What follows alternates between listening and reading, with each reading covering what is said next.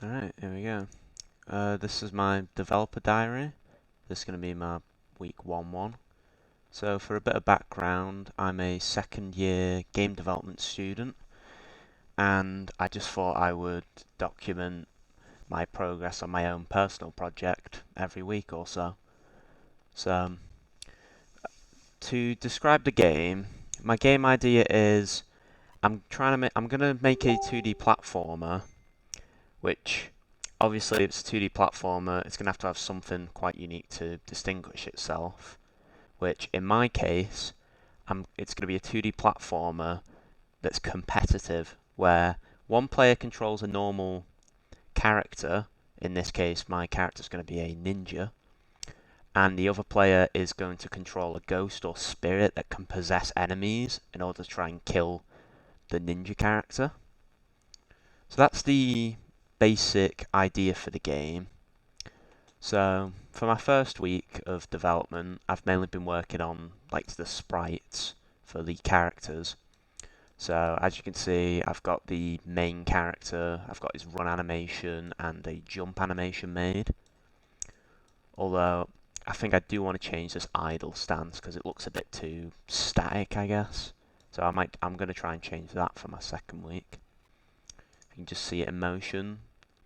I'm quite happy with how it looks. You've got a little scarf fluttering around. I've also been working on some of the enemies. So for this enemy, it's basically like a disembodied dragon head.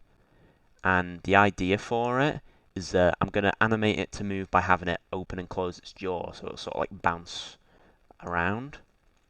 And I'm thinking it could use its whiskers, I guess, as like a whip attack. Because after looking at quite a few like reference images, a lot of the dragons in like Eastern mythology and that they tend to have these whiskers, and I thought that could be a way I could do like a disjointed attack, I guess. Another enemy type I'm thinking I've got is a steam golem. I'm thinking this is going to be a range-based enemy, although I'm not 100% sure on what it's going to shoot exactly, whether it'll be shooting in a straight line or whether it'll be like lobbing maybe lava blobs or fire in the air in an arc, maybe similar to like a hammer bro or something. But I'm thinking that's going to be some sort of ranged unit. I'm quite happy with how this came out looking.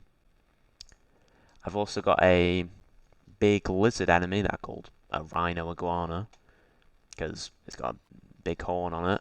So I was thinking this enemy could be, when you control it, it'd be quite a fast rush down enemy. So I'm probably going to animate it to have a charge attack in order to try and attack the player.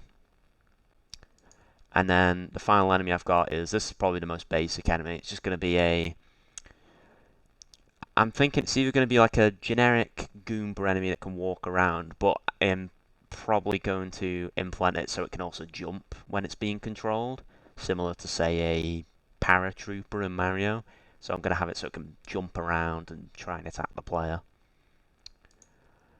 And I've just got the running and jump animation shown together. So that's all the progress I've made in my first week of development.